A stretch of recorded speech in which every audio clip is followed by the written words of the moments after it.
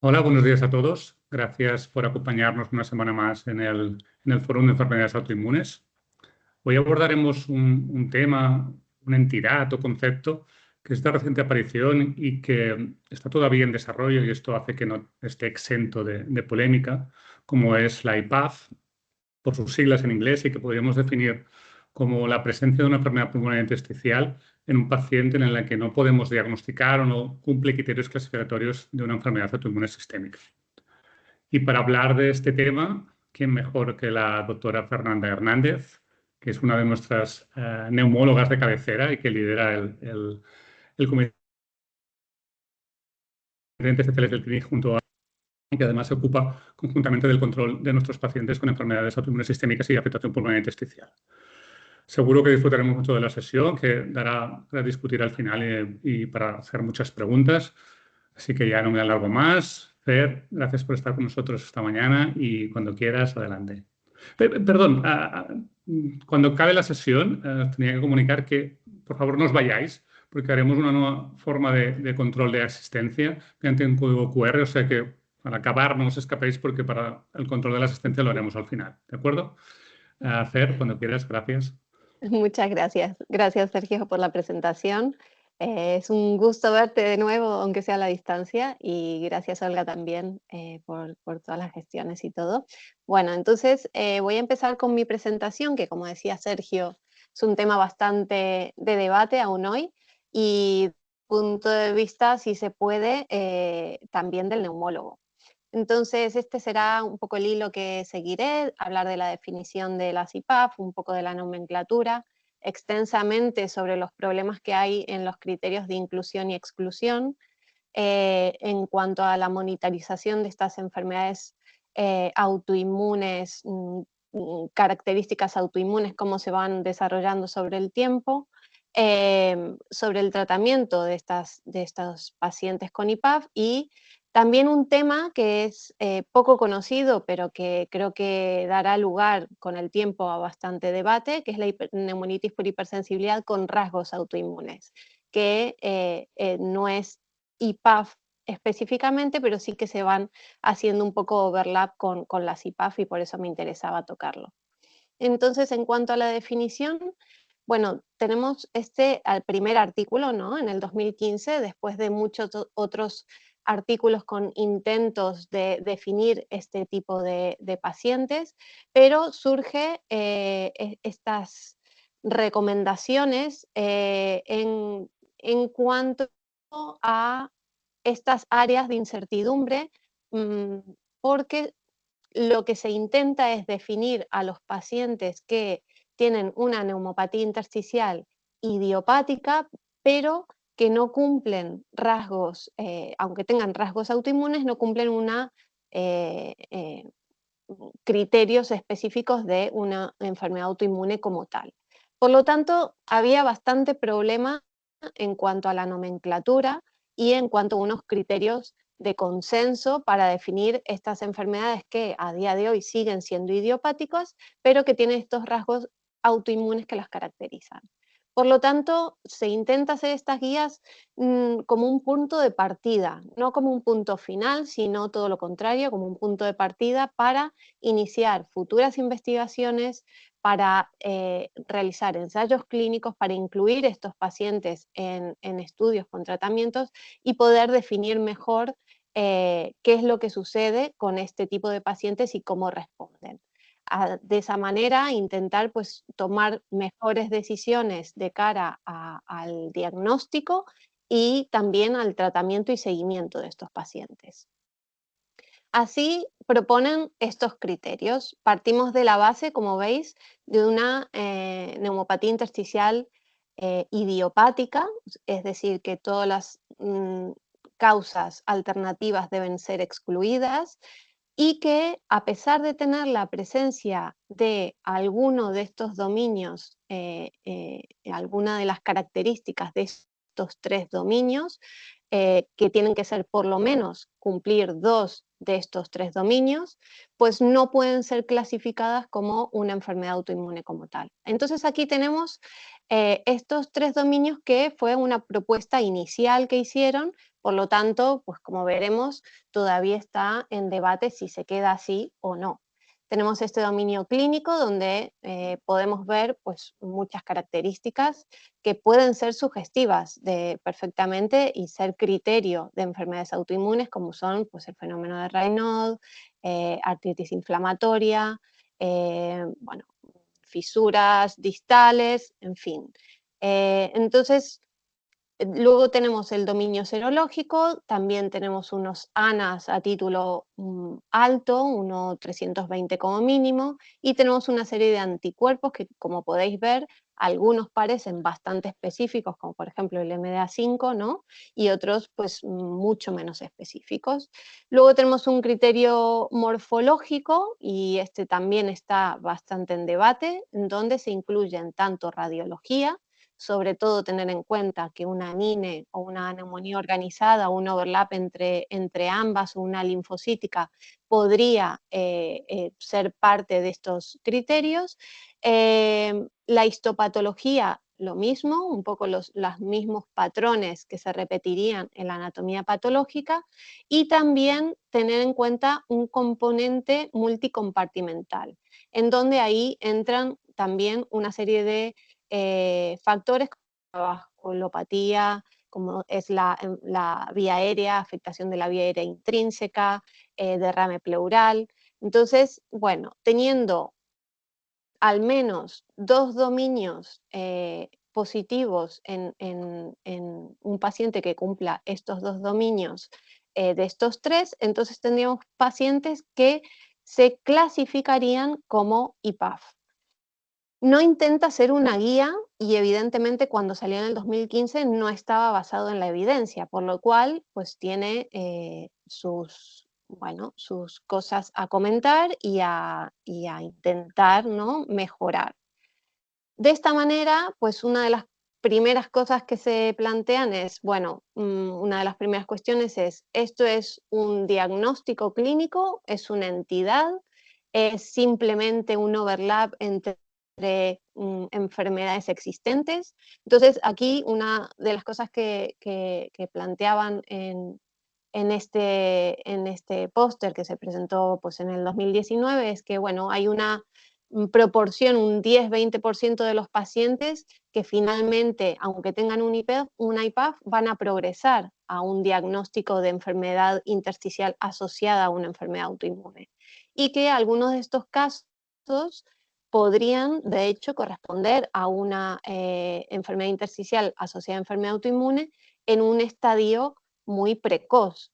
Entonces, también nos encontramos cierta heterogeneidad. También hay ciertos pacientes que, aunque cumplan estos criterios, se acercan más, por ejemplo, a un criterio de FPI, o sobre todo cuando son enfermedades fibrosantes, o quizás más cercanas a enfermedades autoinmunes como tal, ¿no? Entonces, por ejemplo, en este póster que presentaba el grupo de Eric White, decía que, bueno, que realmente si vemos el pronóstico de estos pacientes, la supervivencia, vemos que los pacientes con IPAF tienen mejor supervivencia que los pacientes con, por ejemplo, una FPI, con lo cual sí que valdría la pena separar este grupo de pacientes y estudiarlos de manera o incluirlos en diferentes estudios de manera separada, ¿no? Para ver pues cómo se comportan.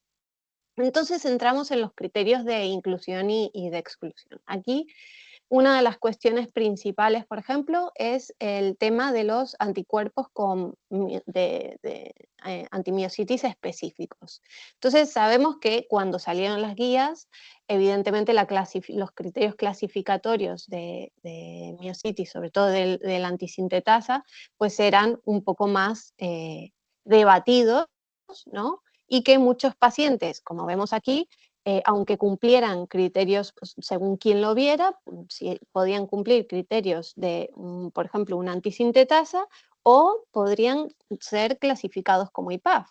Entonces, si son grupos con menos experiencia, uno dice, bueno, pues no podemos seguir las guías sin más, sino que hay que tener muy en claro cuáles son los criterios, porque quizás nos estemos perdiendo, ¿no?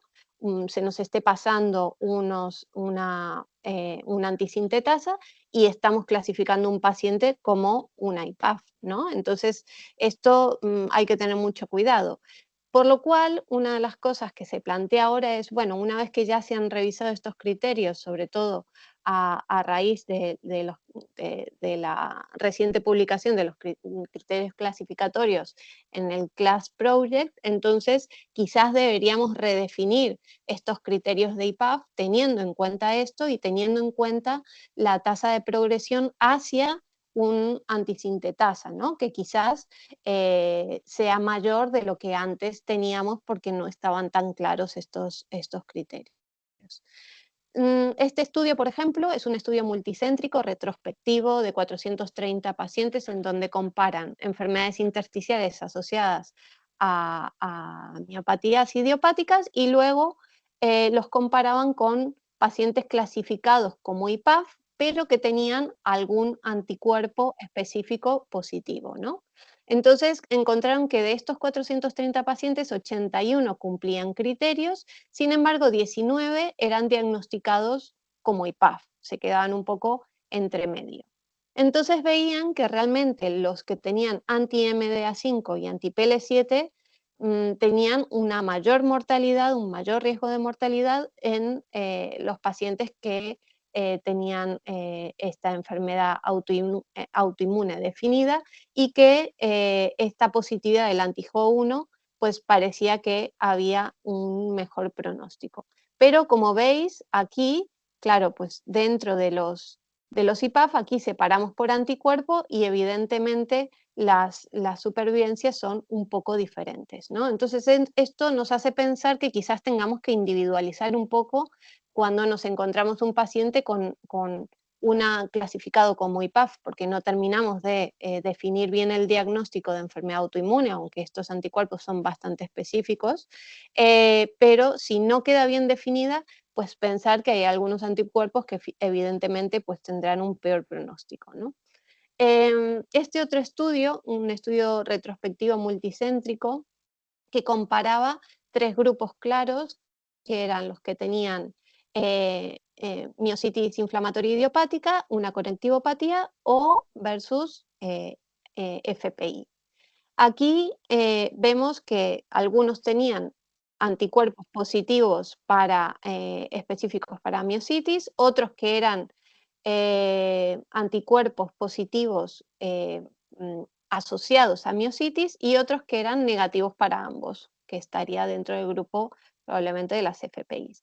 Entonces veían que la supervivencia era más alta cuando tenían estos IPAF con anticuerpos específicos que aquellos, y se aproximaba más a aquellos que tenían una enfermedad intersticial asociada a una miositis definida. Y que la supervivencia no era muy diferente entre aquellos que tenían estos anticuerpos asociados a miositis con criterios clasificatorios de IPAF y aquellos pacientes con IPAF sin estos anticuerpos, cualquiera de los dos.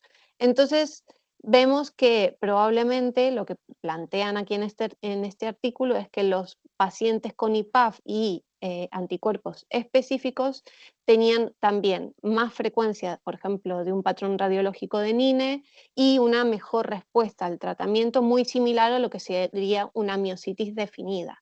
Y que, por ejemplo, los que tenían patrón de NIU tenían un peor pronóstico, como vemos en muchos casos en otras enfermedades también, excepto los que tenían criterios de IPAF con anticuerpos específicos de miositis. Entonces, lo que un poco se comenta en este artículo es que quizás los que tengan criterios de IPAF con anticuerpos específicos son mucho más similares a una enfermedad autoinmune definida con enfermedad intersticial, y que quizás estos anticuerpos deberían quitarlos realmente de los criterios de IPAF porque son mucho más similares en cuanto a comportamiento y también, bueno, pues en cuanto a tratamiento, a respuesta al tratamiento. Los ANCAs. Los ANCAs son un dolor de cabeza en todos los comités, creo, porque, bueno, en su momento, cuando se hicieron estas recomendaciones, fueron excluidas porque creían que es un anticuerpo bastante específico reconociendo, identificando estas vasculitis, pero también es cierto que hay algunos pacientes que tienen unos ANCAs positivos y no terminan de cumplir estos criterios de vasculitis como tal. Con lo cual, siempre nos huele evidentemente, a que vayan a desarrollar esta vasculitis, pero claro, quizás la exclusión de estas vasculitis, de estos criterios de IPAF, tendrían que ser cuestionadas. Quizás deberíamos incluir estos pacientes, un ANCA positivo que no cumpla criterios de vasculitis como tal, en este grupo de IPAF, ¿no? Y que ahora no está. Entonces aquí, pues una de las cuestiones que se plantea es esto, ¿no? Que em, la supervivencia suele ser algo diferente y que quizás tendríamos que empezar a identificarlos mejor. En este artículo vemos que cuando se trata de enfermedades intersticiales idiopáticas con un ANCA positivo, tienen peor pronóstico que aquellas simplemente clasificadas como IPAF, como podemos ver en esta gráfica, ¿no? Y que la respuesta a los corticoides, por ejemplo, o inmunosupresores, difiere entre los grupos de enfermedad autoinmune, enfermedad intersticial idiopática asociada a un ANCA positivo y los grupos de IPAF. Con lo cual, aquí sí que se ve un pronóstico diferente. Por lo tanto, aquí en este artículo dicen, por ejemplo, todo lo contrario, que el comportamiento pues es diferente, la respuesta al tratamiento es diferente también y que quizás sí que deberíamos dejarlos un poco aparte y decir, bueno, pues no incluimos el ANCA porque quizás el comportamiento difiere, ¿no? De las IPAF. Bueno, es otra de las cuestiones. En este otro artículo, este es un artículo retrospectivo también, observacional, también controlado entre pacientes, 18 pacientes con FPI y ANCA positivo frente a 36 pacientes con un FPI sin estos anticuerpos. Entonces los emparejan por edad y sexo y lo que ven es que los pacientes con FPI sin ANCA tiene un comportamiento similar en cuanto a la función pulmonar durante el seguimiento, pero los que son con FPI ANCA positivo tienen una mejor respuesta en cuanto a la supervivencia, como podemos ver aquí en esta gráfica. Por lo tanto, dicen que la mitad de los pacientes con FPI ANCA positivo mmm, fueron clasificados a lo largo del tiempo como una vasculitis definida, sobre todo por afectación renal y por afectación en otros signos en la piel, y que quizás la inclusión de estos anticuerpos ANCA en los criterios de IPAF, conjuntamente con quizás remover quitar lo que es el criterio morfológico, teniendo en cuenta la limitación que tiene el no poder incluir pacientes con NIU en estos criterios, a lo mejor nos permite identificar mejor este tipo de pacientes que están con mayor riesgo de desarrollar una vasculitis. Con lo cual, en este estudio, que es pues con más meses de seguimiento, pues sí que vemos que a lo mejor estos pacientes sí que son diferentes y que sí que tendríamos que intentar incluir un ANCA e incluirlos como parte de estos pacientes que potencialmente podrían desarrollar una enfermedad autoinmune. Luego tenemos el compartimento morfológico, en donde una de las cosas que también se cuestiona es esta enfermedad vascular pulmonar desproporcionada. Entonces, lo que se proponía es, por ejemplo, el uso de la ratio FVC-DLCO o la KCO para definir esta afectación multicompartimental a nivel de la vasculatura pulmonar. Pero también se dice que, bueno, que esto probablemente también esté afectado, y lo vemos sobre todo los neumólogos, lo vemos mucho, por otras enfermedades como son el enfisema, como son la hipertensión pulmonar de otras causas del grupo 3. Entonces, claro, quizás esta ratio, aunque es muy útil en el día a día, no es tan específica de una enfermedad autoinmune, de una vasculopatía pulmonar de origen autoinmune. Con lo cual, aquí sí que comentan que quizás este punto pues también está a debatir en el sentido de que quizás se debería quitar porque no podemos definir bien la manera de medir esta enfermedad vascular pulmonar desproporcionada y que muchas veces en la propia enfermedad intersticial, sin tener el componente autoinmune, o bien porque tiene enfisema o bien porque tiene otro tipo de alteraciones, pues resulta que lo encontramos alterado y no podríamos identificar si es por un motivo u otro. Con lo cual, una de las propuestas es, por ejemplo, quitar este criterio. En cuanto a la enfermedad de la vía aérea, también es muy controvertido porque realmente otra de las preguntas es, otra vez, ¿cómo definimos esta enfermedad de la vía aérea? Radiológicamente, histológicamente, funcionalmente. Como neumólogos realmente nos hacemos muchas cuestiones en cuanto a esto. Sabemos que el propio tabaquismo quizás podría afectar a estos pacientes si encontré una enfermedad de la vía aérea. No hay un punto de corte validado en donde digamos que tales parámetros nos permiten identificar un paciente con enfermedad de la vía aérea causada por una enfermedad autoinmune. Hay presencia, por ejemplo, en muchos casos de bronquiectasias que deben ser claramente diferenciadas de las bronquiectasias de tracción por una enfermedad fibrosante, que por ejemplo podemos encontrar en una artritis reumatoide, en un Sjögren. En estas enfermedades autoinmunes podemos encontrar bronquiectasias y sin embargo deben ser diferenciadas de lo que es una bronquiectasia por tracción, por ejemplo. Con lo cual aquí hay que tener también mucho cuidado y quizás no extender tanto este criterio porque puede ser peligroso a la hora de identificar, ¿no?, estos pacientes con estos criterios autoinmunes. Luego el patrón de New. El patrón de New también ha sido muy debatido. El patrón de neumonía intersticial usual, como ya sabéis, es el más agresivo de todos, tiene una mayor mortalidad y confiere a la enfermedad un peor pronóstico. Con lo cual, el patrón de New, al no estar establecido como el más frecuente dentro de las enfermedades intersticiales, no da puntos en los criterios de IPAP, lo cual no quiere decir que no esté. Claro ejemplo es la artritis reumatoide, en donde el patrón de New es mucho más frecuente, por ejemplo, que un patrón de NINE, un patrón de neumonía intersticial linfocítica, con lo cual podemos encontrarnos un paciente con patrón de New y sin embargo tener una enfermedad autoinmune definida.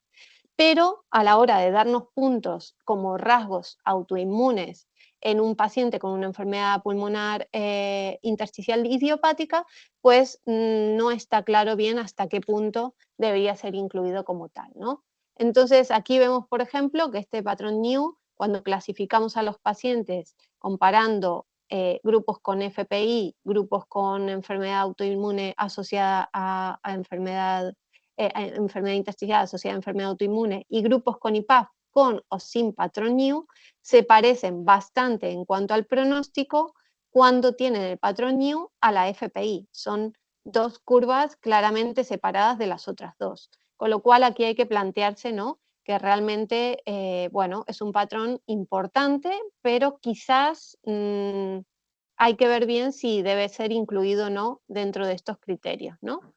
Y lo que podemos ver es que no todas las IPAF con patrones New son similares. Es decir, hay algunos patrones New que cuando vemos, por ejemplo, con el patólogo, la anatomía patológica de estas enfermedades, vemos que hay ciertas características, por ejemplo, agregados linfocitarios, cierto componente inflamatorio asociado a este patrón New, y que a lo mejor no tengan el mismo pronóstico ni el mismo manejo en cuanto al tratamiento. También podemos ver que, bueno, en un contexto clínico adecuado, un patrón de probable new, por ejemplo, en TAC, mm, incluso en pacientes que cumplen criterios de IPAF, no requiere una confirmación histológica de este patrón new. Con lo cual, aquí pues también es bastante difícil definir bien si este patrón de, por ejemplo, probable new, si hiciéramos una biopsia, pues realmente encontraríamos, ¿no?, este componente inflamatorio que necesitamos quizás para definir mejor este tipo de pacientes, ¿no? Entonces, bueno, aquí es con los nuevos criterios clasificatorios de la FPI que nos hace evitar más biopsias, muchas veces nos perdemos también esta información. Entonces, si no queda claro, pues quizás muchas veces tenemos que ir a este tipo de biopsias a ver qué es lo que encontramos en el pulmón, aunque tenga un patrón claramente fibrosante, ¿no? Este artículo es de Ragú, hace un planteamiento muy bueno, que es decir, bueno, em, describe pacientes con IPAF, describe pacientes con enfermedad intersticial asociada con rasgos autoinmunes, enfermedades intersticiales con enfermedad autoinmune definida y simplemente FPI. Entonces, lo que hace es, dentro de estas asociadas autoinmunes, a rasgos autoinmunes, incluir estos patrones con neumonía intersticial usual. Y lo que ve es que estos se acercan más a un comportamiento del FPI que aquellos clasificados como IPAF, sin más. Con lo cual, no ve muchas diferencias entre este grupo y la FPI en cuanto a funcionalismo en un año, y lo que propone es que, bueno, no está claro si a lo mejor este tipo de fenotipo, ¿no?, de enfermedad intersticial con estos rasgos autoinmunes, pero incluyendo este patrón de New, podría ser un fenotipo diferente o una variante de estos nuevos criterios clasificados como IPAF, ¿no? Entonces, lo que comenta es que a lo mejor no, en base a lo que ve en este artículo, en este estudio, no hay suficiente evidencia para excluir los pacientes que tengan una enfermedad intersticial con un patrón new, por ejemplo, con rasgos autoinmunes, de aquellos que pueden ser clasificados, por ejemplo, como IPAF, ¿no? Entonces, lo que propone es que, bueno, quizás este patrón new, dado que se produce en otras enfermedades también autoinmunes como la artritis reumatoide, etcétera, pues podrían ser incluidos como parte de los criterios, o por lo menos con algún tipo de aclaración para identificar mejor estos pacientes. El síndrome seco, los síntomas de síndrome seco y demás, ya sabemos que son muy inespecíficos. No hay diferencias en los estudios en donde se ha visto la prevalencia entre síndrome seco en los que tienen o no rasgos autoinmunes. La prevalencia suele ser del 57% en aquellos que tienen rasgos autoinmunes, en comparación como por ejemplo las FPI, que se producen un 15%. Y en este artículo, por ejemplo, lo que propone es que quizás deberíamos incluir un dominio instrumental, es decir, hay muchas técnicas que tampoco se han incluido en los criterios de IPAF, como son, por ejemplo, la biopsia de glándula salivar, el test de Schirmer, o incluso, que no está en relación con lo del síndrome seco, pero por ejemplo la capilaroscopia, no están incluidos en estos dominios. Entonces quizás deberíamos incluir un dominio instrumental, como lo llaman, ¿no?, para decir, bueno, pues quizás si tiene alguna de estas positividades, nos encontramos, ¿no?, este tipo de pacientes que no están diagnosticados a día de hoy como una enfermedad autoinmune, pero tienen ciertos rasgos que quizás tengamos que seguir para ver si desarrollan o no esta enfermedad autoinmune definida. Luego los patrones radiológicos, bueno, este es un poco un pensamiento propio. Tenemos muchos patrones radiológicos que no están definidos en los criterios de IPAF. Es decir, tenemos patrones claramente definidos, como son la NINE, la neumonía organizada, pero luego tenemos unos signos que están claramente asociados a enfermedades autoinmunes y sin embargo no aparecen en los criterios.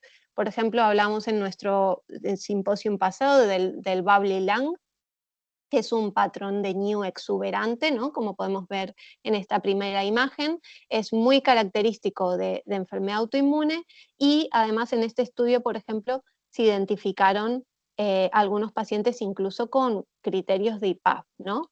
Vemos que tienen un mejor pronóstico que el de la FPI, un patrón NIU de FPI como tal, o la fibrosis pulmonar progresiva, con lo cual pues a lo mejor sí que deberíamos incluirlo dentro de estos criterios. Luego el signo del borde recto es otro de los claros signos en donde nuestros radiólogos en el comité siempre nos dicen, uy, a ver si hay algo autoinmune, ¿no? O, por ejemplo, el signo de las 4 esquinas, ¿no? Como vemos aquí abajo, que también es muy característico de enfermedad autoinmune y que quizás, bueno, pues podríamos tenerlo en cuenta también. En cuanto a la monitorización, a lo largo del tiempo, bueno, estos criterios nos han permitido seguir estos pacientes. Este es un estudio, por ejemplo, retrospectivo de un centro en donde hicieron un control con casos. Entonces, incluyeron 360 pacientes con FPI, el 6% de ellos cumplían criterios de IPAF y solamente los pacientes con estos criterios de IPAF que evolucionaban a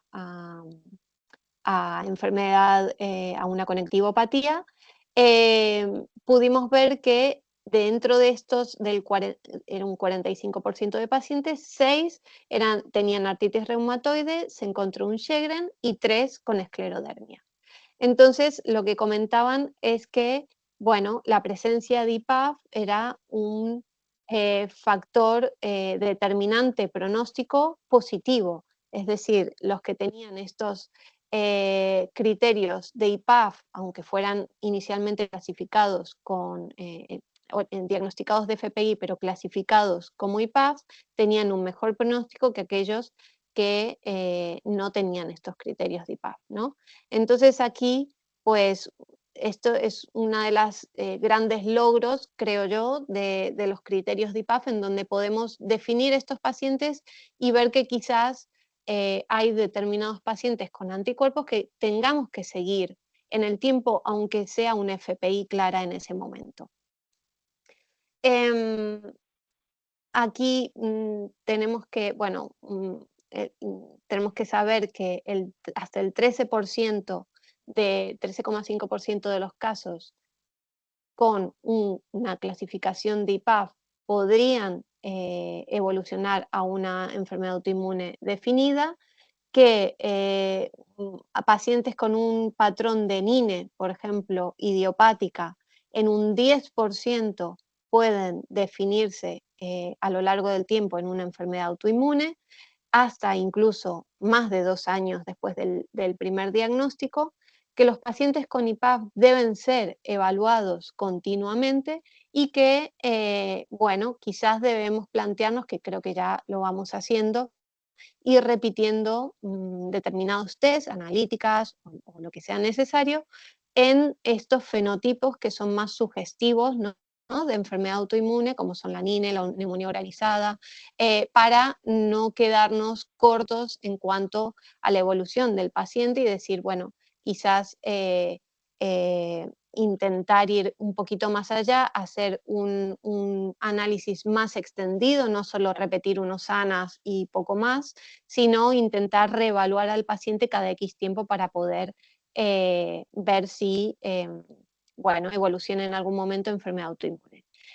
Y tener en cuenta que también, aunque excluyamos un paciente con una enfermedad autoinmune, un paciente con una NIU, que se quede clasificado con un FPI, quizás pues deberíamos estar cada X tiempo descartando estas enfermedades autoinmunes. En cuanto al tratamiento, simplemente comentaros, bueno, algunas novedades. Este creo que es la imagen que tenemos siempre en cada comité. en donde si nos encontramos un paciente con IPAF, siempre intentamos ver si tienes más rasgos de autoinmunidad y de inflamación, por lo tanto iremos más hacia un tratamiento inmunosupresor, o si tiene más rasgos de una fibrosis, una FPI, y por lo tanto iremos a un tratamiento antifibrótico. La realidad es que aunque aquí le hayan puesto muchos colores, está lleno de grises, y que esos grises, pues al final la respuesta nos va dando la experiencia si tenemos que tirar más hacia un sitio o hacia otro, ¿no? Entonces, aquí, bueno, hay algunos estudios que ya se han ido incluyendo pacientes con IPAF, con criterios de IPAF. En este estudio, por ejemplo, en el que evaluaban micofenolato, había 19 pacientes con criterios de IPAF y que veían que mejoraba la tendencia, ¿no? Era la mejoría con el tratamiento con micofenolato. Pero, sin embargo, en este estudio, que es un estudio prospectivo con mucha mayor cantidad de pacientes, en donde había 128 pacientes con IPAF, veían que tanto con el tratamiento con micofenolato, que veíamos que había una mejoría de la DLCO, pero no una mejoría clara de la FVC, como con la satioprina, que veíamos un poco lo mismo, que la DLCO mejoraba, pero no la FVC, pues no estaba tan claro el tratamiento, ¿no? de estos inmunosupresores en pacientes clasificados con IPAF. Por lo tanto, hay que ahondar un poquito qué características tienen estos pacientes para que no respondieran a estos tratamientos. El rituximab, un poco de lo mismo. Este estudio fue un estudio más inicial, en donde dentro del grupo de pacientes se habían incluido 5 pacientes y donde habían visto que 4 de ellos se habían estabilizado o habían mejorado. Sin embargo, uno de ellos, pues lamentablemente había fallecido, ¿no? Pero, por ejemplo, en este otro estudio, que es bastante reciente, es el LEVEL-ILD, en donde se compara, bueno, es un estudio aleatorizado, doble ciego y controlado con placebo en pacientes con NINE idiopática o asociadas a conectivopatía o pacientes con criterios de IPAF, probaban el micofenolato combinado con rituximab o micofenolato solo durante 6 meses. El endpoint primario fue la FVC desde el inicio hasta los 6 meses, y luego se vio también supervivencia libre de progresión y la seguridad del tratamiento. Entonces, vieron que el rituximab combinado con el micofenolato fue superior al micofenolato solo, por lo tanto, pues es una buena noticia a tener en cuenta, pero que también había que tener en cuenta, evidentemente, los riesgos de infecciones al utilizar esta combinación. Pero bueno, por lo menos hay datos ya de eficacia en este tipo de pacientes. Y luego los antifibróticos. Los antifibróticos, al final, en las neumonías intersticiales siempre están presentes. Sabemos que dentro de las progresivas también hay este fenotipo, estos pacientes con criterios de IPAF, y que dependiendo un poco de si nos otra vez vamos a un paciente más con un patrón más atípico o inconsistente con NIU, pues intentaremos, ¿no? Probar más el tratamiento quizás con inmunosupresión. Sin embargo, cuando ya hay un paciente con criterios de más tirando hacia FPI, con una neumonía intersticial usual más definida, sin claros criterios de enfermedad autoinmune o que se hayan descartado mediante otras pruebas, pues al final tiraremos más hacia la fibrosis pulmonar idiopática, y por lo tanto el rol de la inmunosupresión aquí es más controvertido y quizás pensaremos más en poner un tratamiento antifibrótico. Sabemos que hay evidencia ya, se han incluido pacientes en los 2 ensayos clínicos más importantes, que han sido el de la pirfenidona y el nintedanib. En el de la pirfenidona, aunque no haya salido positivo como tal, se habían incluido pacientes con criterios de IPAF, y se vio que en un estudio exploratorio, independientemente de la edad, del sexo, de la función pulmonar, o la presencia o ausencia de IPAF, sí que había un cierto beneficio, con lo cual aquí estos pacientes con IPAF quedan un poco incluidos dentro de las posibles alternativas en el caso de que el antifibrótico principal para estos casos, que es el nintedanib, no fuera posible tratar este paciente con este antifibrótico. El estudio INVIL, que ya es más que conocido, sí que incluye también este tipo de pacientes con neumonías intersticiales no clasificadas, dentro de los cuales había pacientes con criterios de IPAF, y claramente aquí sí demuestran un beneficio del tratamiento antifibrótico cuando tiene una enfermedad pulmonar progresiva. También hay otros que se están también incluyendo, como son el pirfenibas, en donde se ven pacientes con fibrosis pulmonar y anticuerpos positivos antimiloperoxidasa, y sin o con vasculitis, con lo cual, pues aquí también, si lo acaban en algún momento, pues nos dará mucha información. Y luego, para acabar ya, simplemente una pincelada de esta neumonitis por hipersensibilidad con rasgos autoinmunes, saber que hay ciertos pacientes que tienen estos dos rasgos y que también creo que hay que seguirlo de alguna manera de manera muy similar a la CIPAF. En este estudio, por ejemplo, se analizaron más de 1000 pacientes con enfermedades intersticiales, de las cuales 158 tenían neumonitis por hipersensibilidad y 18 tenían esta neumonitis por hipersensibilidad con rasgos autoinmunes. La mayoría son mujeres con diferentes características clínicas, y la presencia de autoinmunidad fue un predictor independiente de mortalidad en estos casos. Entonces, vemos aquí que hay unas ciertas características bastante diferentes. Por ejemplo, tienen mayor componente de ANAS, tienen unos anticuerpos también presentes que son un poco diferentes a los que no tienen rasgos autoinmunes, y también algunas características clínicas que los suelen diferenciar, por lo menos en este estudio. Entonces, en este otro estudio también vemos cómo, por ejemplo, de 73 pacientes, 30 tenían neumonitis por hipersensibilidad, y los comparaban con 43 pacientes con neumonitis por hipersensibilidad asociados a rasgos autoinmunes. Y vieron que, por ejemplo, estos últimos tenían una mayor probabilidad de tener hipertensión pulmonar, con lo cual aquí también hacen una asociación entre que el peor pronóstico quizás de estos pacientes es porque aquí se ve en la función pulmonar cómo es menor en este tipo de pacientes, tenemos una menor TLC, una menor DLCO, y que quizás la causa podría estar planteada desde el punto de vista de que tienen un sistema inmune, ¿no?, disregulado, más una vasoconstricción hipóxica crónica que puede estar asociada a la enfermedad intersticial en sí, más el componente autoinmune que contribuye, ¿no?, al desarrollo de enfermedad vascular en la hipertensión pulmonar. Entonces, bueno, son cosas a clarificar y que probablemente en un futuro pues tengamos más información.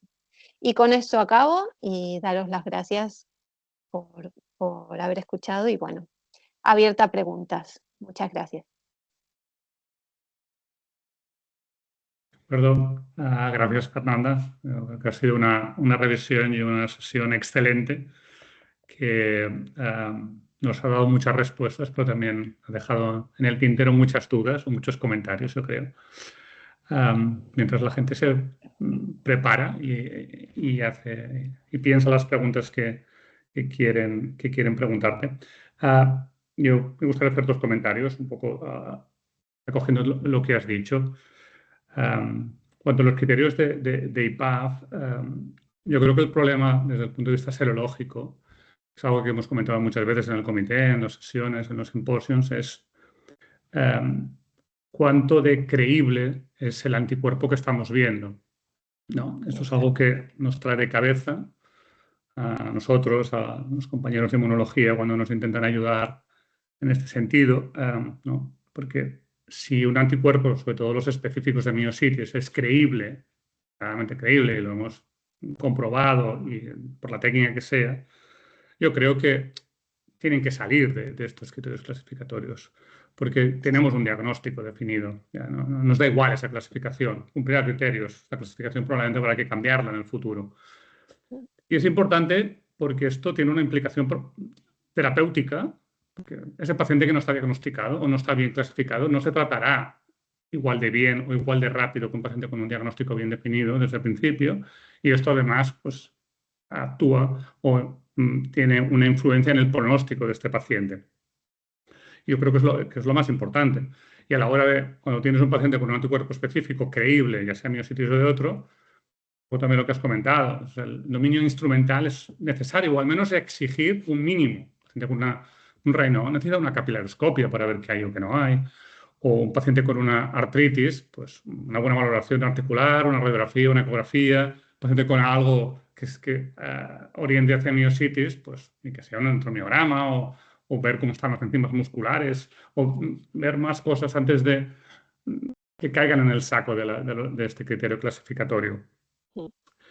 Mm. Y esto además yo creo que es muy importante y yo creo que también es muy importante a la hora de qué metemos o no en estos criterios de IPAF. Está lo que has comentado de la polémica con los ANCAs, ¿no? Si deberían o no, si aportaría algo o no. Yo los dejaría fuera porque es un mundo aparte, ya lo sabes, y es súper interesante, pero no tenemos ni idea o no tenemos muy claro cómo manejar estos pacientes, o no hay una evidencia científica que nos lo apoye. Pero si los metemos ahí, yo creo que complicaría más las cosas. Y creo que en el simposio lo discutimos cuando una pregunta en mi presentación es, ¿nos interesa o no que un paciente con NIU y un título bajo de ANCA se trate con antifibrótico? Queremos que se haga porque si le ponemos la etiqueta de una vasculitis, probablemente no podemos o tenemos que esperar. Pero si lo podemos clasificar o diagnosticar de un FPI, pues igual es algo que ya ¿no? Podemos aportar al paciente mientras miramos si necesita o no un inmunosupresor. Entonces, por eso yo creo que obviamente hay que individualizar, pero que hay que hacer una lectura crítica de lo que hacemos y en base a qué lo hacemos. Y ya me callo. Sí. No, sí, estoy totalmente de acuerdo. De hecho, o sea, yo creo que el tema de los criterios, luego mirando la retrospectiva, nosotros, claro, aquí en el hospital, esto nosotros lo hacíamos antes de pedir toda esta serología, toda esta autoinmunidad a los pacientes con EPID, lo hacíamos antes de que salieran los criterios, pero hay mucha gente que no pedía estos anticuerpos en un paciente con EPID idiopático. Entonces ha dado lugar a que la gente se plantee, ¿no? Que quizás o sea, el hecho de incluirlos quiere decir que los tienen que pedir, por lo menos. Entonces, sí que es verdad que se han ayudado a diagnosticar más pacientes porque los diferentes hospitales han dicho, bueno, es que estas son las recomendaciones y necesito pedir más autoinmunidad que un ANA simple, ¿vale? Entonces, con los criterios, los del ANCA, lo estoy totalmente de acuerdo contigo. Una cosa es pedirlos y otra cosa es incluirlos dentro de los criterios. Entonces, bueno, además tú eres el experto en este tema y siempre lo comentamos. Y estos pacientes son bastante diferentes a lo que es una IPAF normal, ¿no?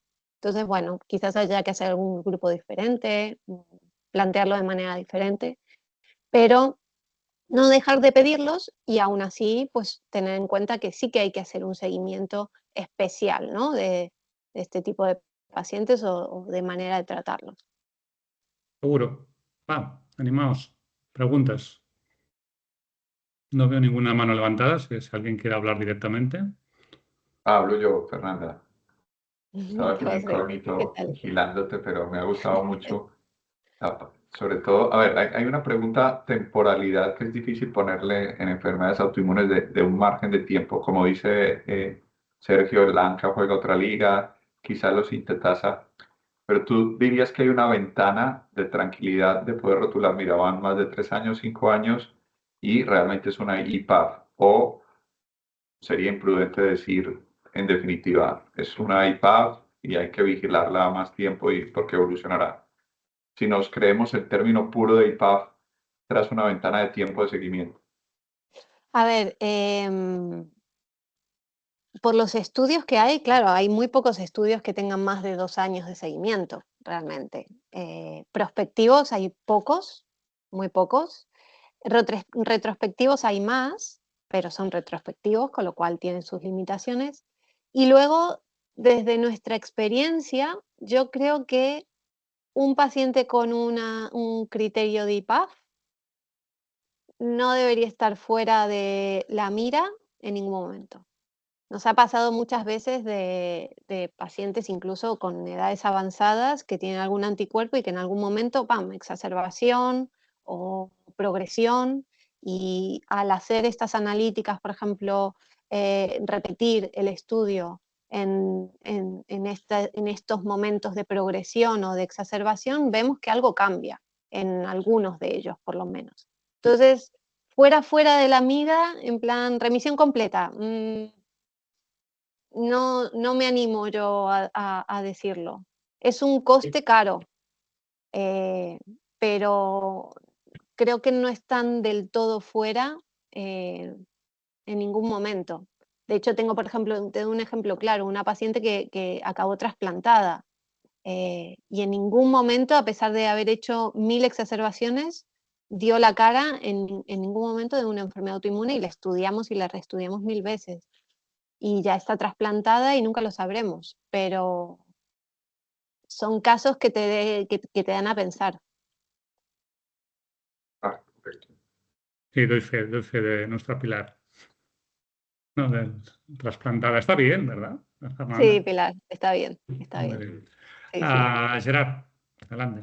Buenos días a todos. En primer lugar, felicitarte, Fernanda, porque creo que ha sido, como comentaba Sergio, muy clara y intentando responder preguntas, pero lo que pasa en este tema es que, ¿no?, la exposición, digamos, abre a nuevas preguntas. Yo estoy de acuerdo con Sergio. Yo creo que el problema es hasta cuánto nos creemos, no ya digo la clínica, que es muy importante, y también el dominio morfológico, sino en este caso los anticuerpos. Entonces, yo lo que os quería hacer es una pregunta a Fernanda, a Sergio, incluso a José. Si os propusieran revisar los criterios, ¿qué anticuerpos dejaríais fuera? Uf, MDA5, Ujú. por ejemplo. Bueno, Si hablamos de ANCA ya habíamos dicho. sí, si hablamos de anticuerpos creíbles, yo quitaría los específicos de miositis, sin duda. Y quizá algunos, bueno, no, creo que me quedaría aquí. ¿Los ANCA no los quitarías? No están. No Vale. están, No pero no estoy los pondríamos. actualizado. No estoy actualizado, ya lo veo. Exacto, Ya lo veo. no los pondría. Vale. No, lo digo porque me ha sorprendido en la tabla de la neumonitis por hipersensibilidad en IPAF, había pacientes que tenían DNAs. Sí. O sea, ¿estos pacientes tienen una neumonitis por sensibilidad en una IPAF o lo que tienen es un lupus o un casi lupus con una afectación intersticial pulmonar? Bueno, es la discusión que tenemos siempre, ¿no? Por ejemplo, en el síndrome antifosfolipídico, en el obstétrico sobre todo, bueno, hablamos de síndrome antifosfolipídico obstétrico no criterio. Y luego ya nos vamos a la discusión de el problema que utilizamos en práctica clínica, los criterios clasificatorios, cuando en realidad están diseñados sobre todo para investigación, ¿no?, para intentar homogeneizar, digamos, las cohortes que tú pones en un ensayo clínico o en una descripción de un caso. Pero estoy de acuerdo con Sergio en el sentido de que es importante tenerlo en cuenta porque tiene implicación práctica, ¿no?, sobre todo a nivel de seguimiento y a nivel terapéutico también. Yo creo que también si hay otros anticuerpos que realmente son importantes, ¿no? O sea, el DNA, como comentas, factor reumatoide, pero todo depende de, primero, si te lo crees, que hemos dicho que nos lo creemos, del título y del riesgo de la enfermedad de hacer enfermedad pulmonar intersticial, porque igual pasaban por ahí por otra cosa y no tienen nada que ver con el pulmón. Entonces yo creo que en el caso de las miositis, sobre todo el sintetasa o el MDA5, es que la prevalencia de afectación intersticial es tan alta con este anticuerpo en una enfermedad bien definida que no puedes decir que no esté asociado, que no tenga la enfermedad, yo creo. En cambio, en otras entidades es más difícil de decir que hay una relación con el anticuerpo de esta enfermedad pulmonar intersticial. Sí, De también es verdad. hecho, uy, perdón. No, Fernanda, perdona.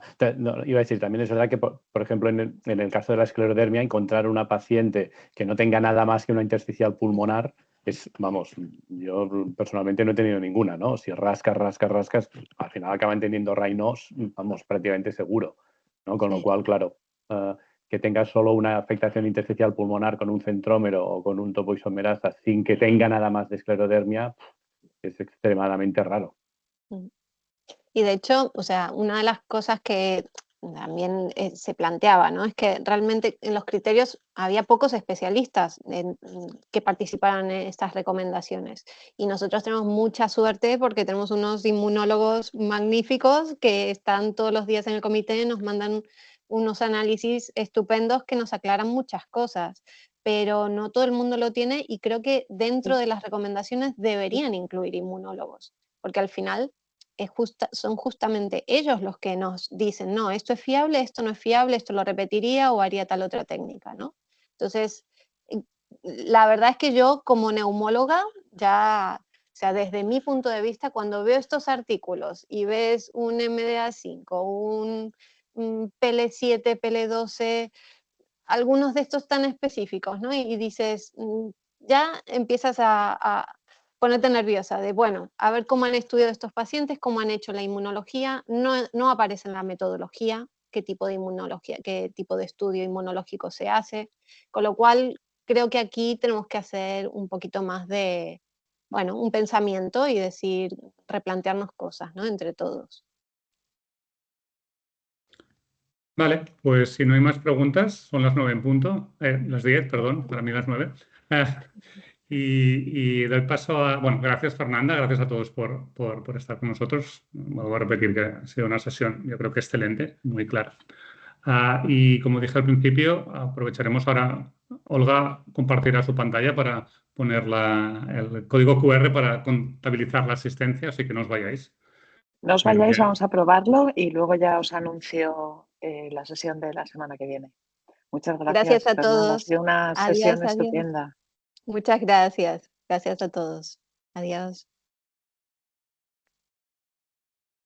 ¿Qué? ¿Sale, no? De momento no. Pues, ¿no? Ahora. ¿Ahora? Vale.